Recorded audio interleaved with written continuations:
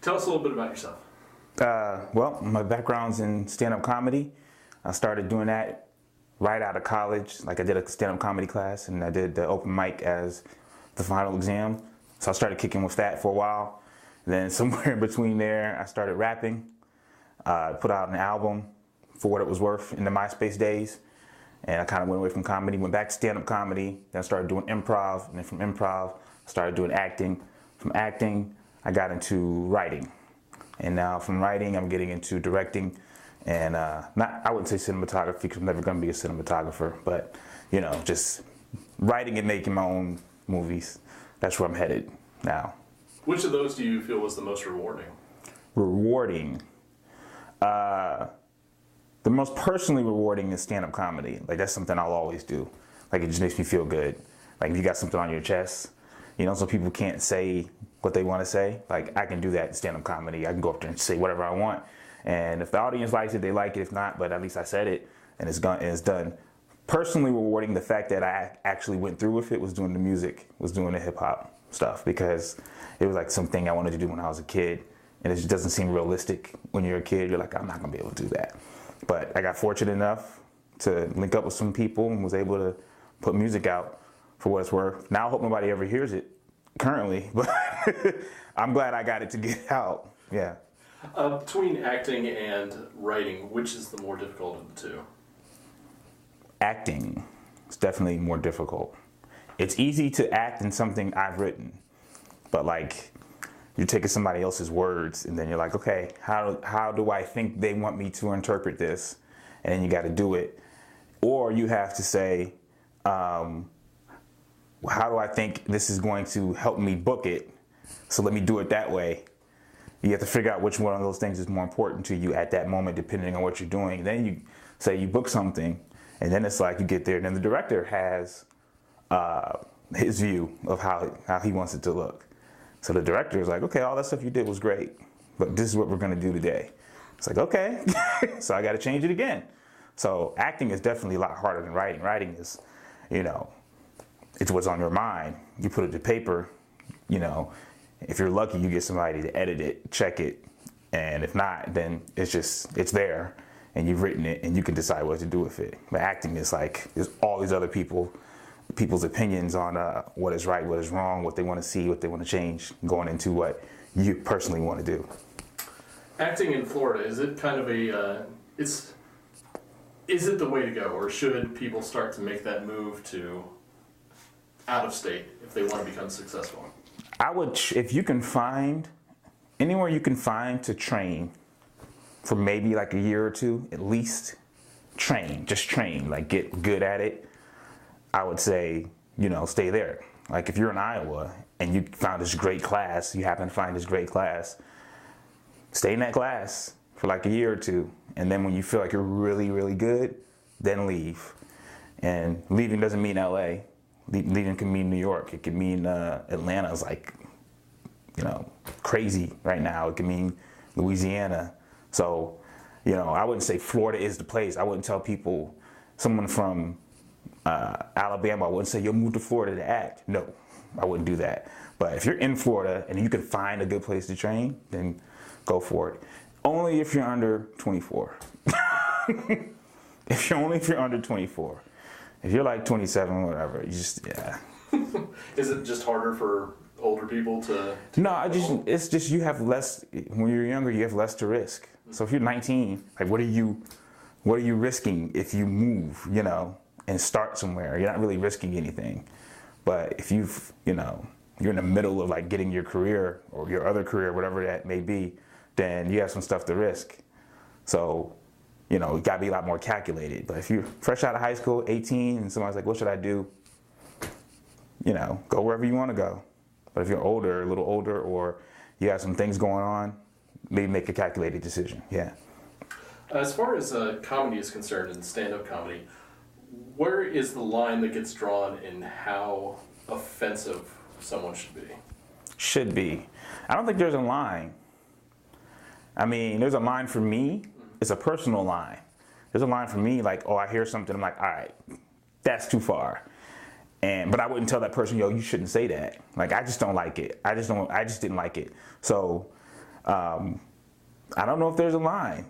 I mean, I honestly don't know. I've heard great 9/11 jokes.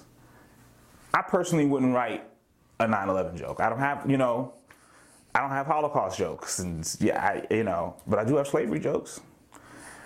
So there's no line for one person, but whatever you do, there are repercussions. So whatever jokes you tell, especially now it's on tape, there's repercussions to it, and you just got to deal with it. I would advise comics. It's a lot of things that happens in open mics is comics emulate somebody. Like, oh, this person's edgy, and this person's I really like, and they like that style, and that's fine. You do have to develop a style. But then they come out and they're like, I'm gonna be edgy. No, that's not how it works. Like, you happen to be edgy. You know what I mean? You're not edgy on purpose. You fall into edgy. Like I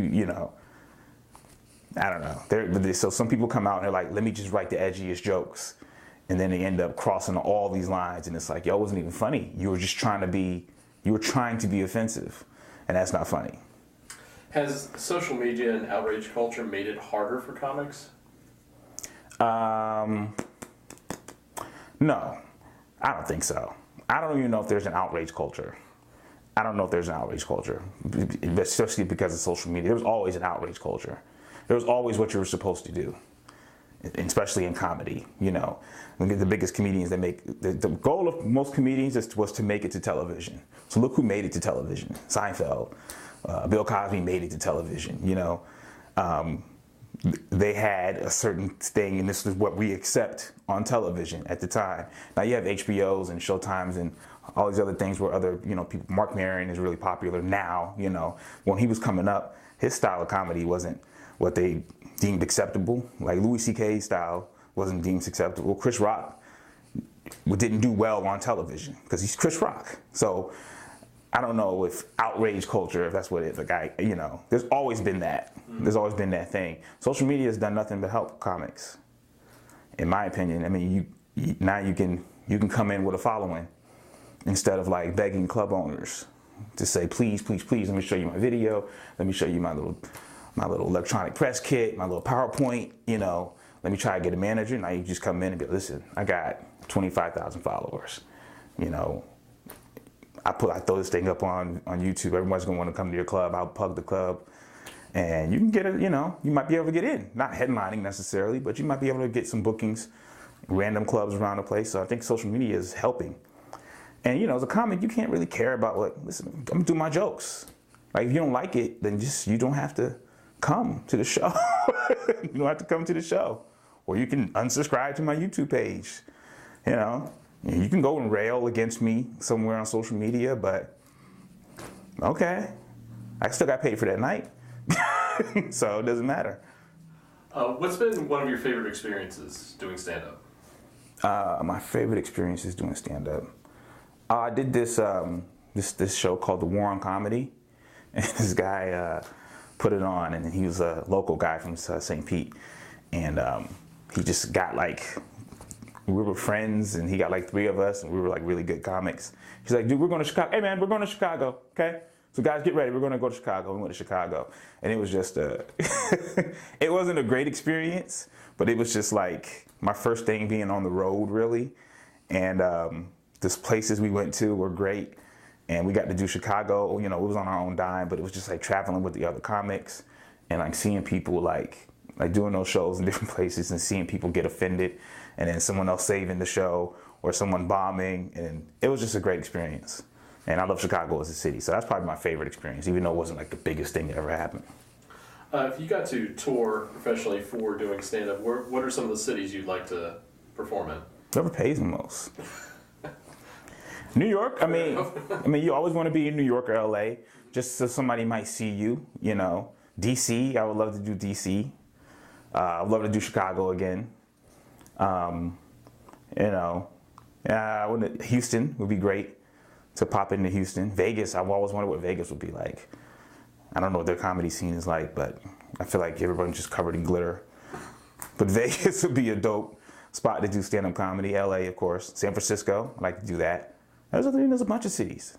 It's not really about the place. It's like, yo, you just want to do your thing. You're more worried about as you're not worried about the audience, you're also worried about the audience. You want to be in front of your audience or an audience that gets you, so that you can, make you feel good about what you're saying. Yeah.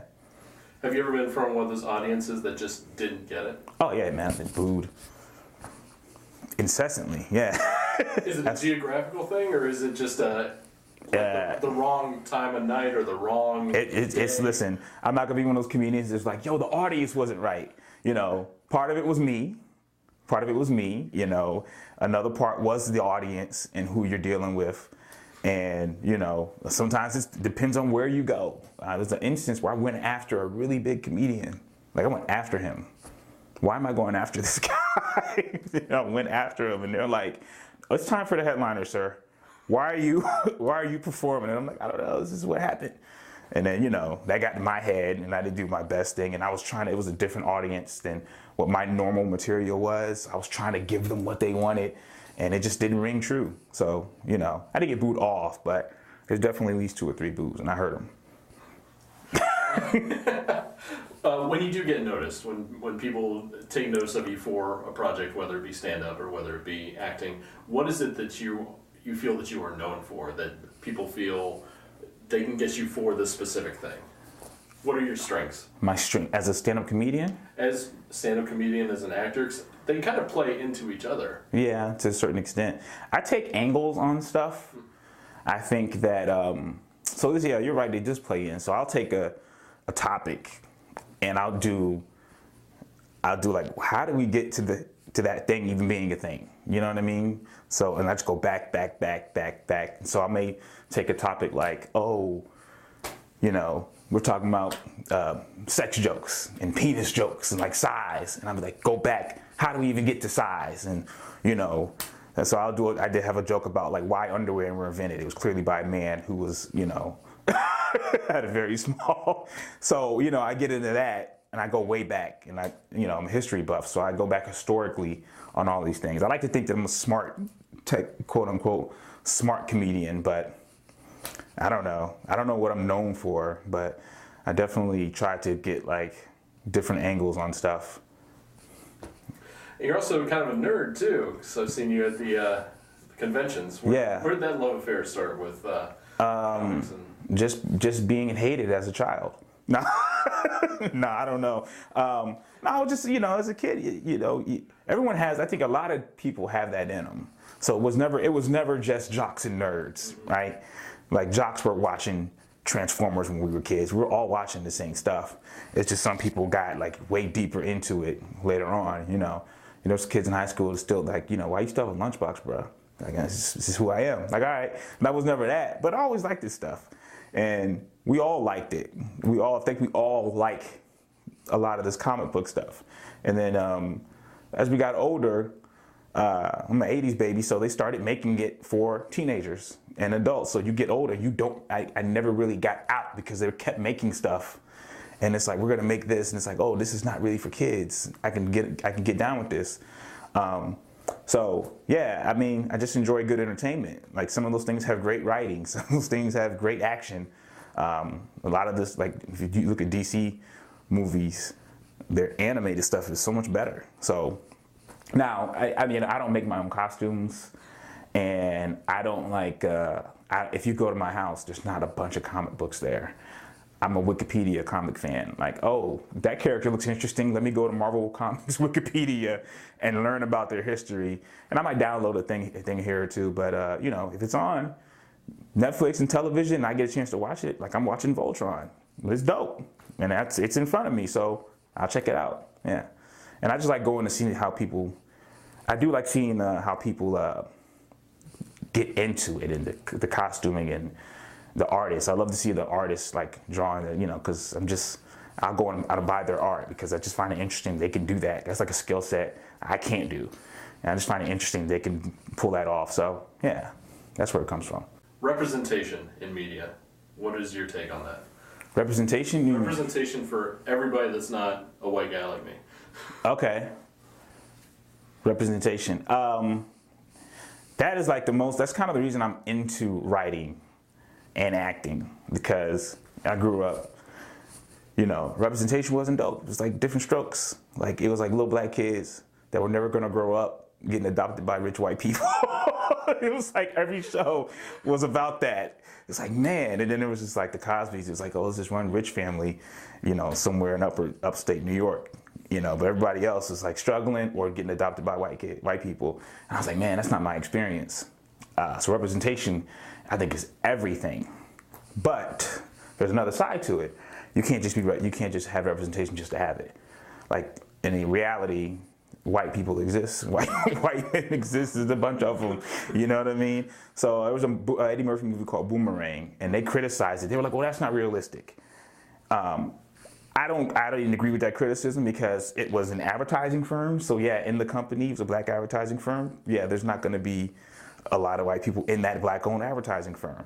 But they had white people in there. There's just the French people, it was like, it was a culture shock to white America. It's like, yo, how could that's not realistic. And meanwhile, I'm watching shows where they're in New York, like in Queens, and there's no black people. I'm like, that's impossible. It's impossible to not run into a Puerto Rican, a black person, Jamaican in New York. I don't care what part of New York you're in. It's hard to not run into a Puerto Rican. So representation is everything. I always feel like if you don't see it, you don't think it's possible. And I think that's the thing that gets lost with a lot of people. They feel like, well, all these things are possible. But if I'm in a neighborhood and I don't ever see that, and I don't get out of that neighborhood, I don't think it's possible. And especially if there's no one on television.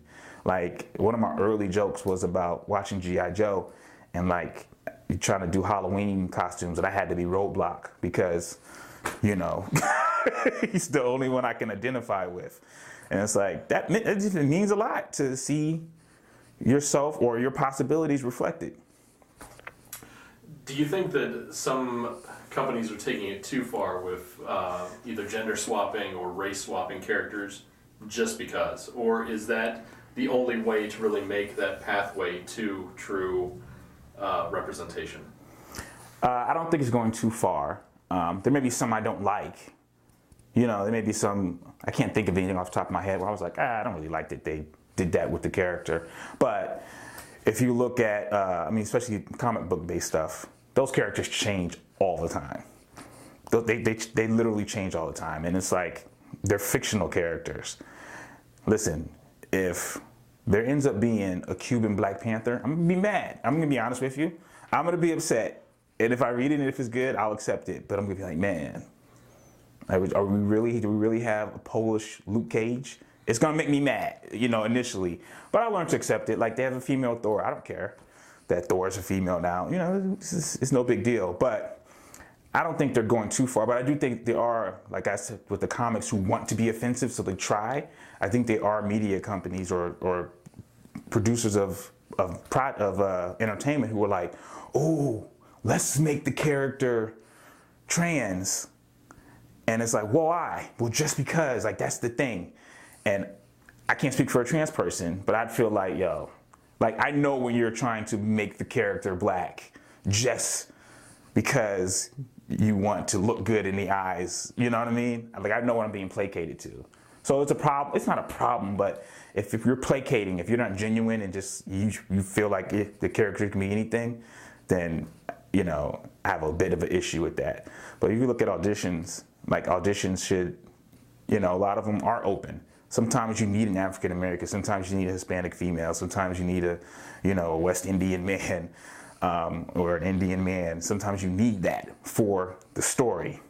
And then sometimes it's like the character could be anybody. So if the character can be anybody, then the character can be trans. Like if it's not relevant, then why not? It doesn't hurt the story, so I don't see a problem with that.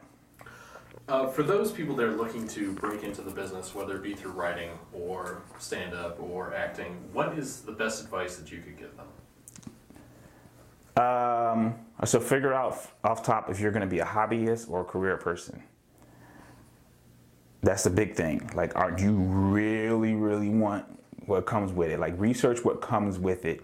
Like, research everyone likes to tell stories about, he went to LA and he lived in his car and he struggled and he fought and fought and fought and he finally made it. And that's what I'm going to do. Like, nah, B.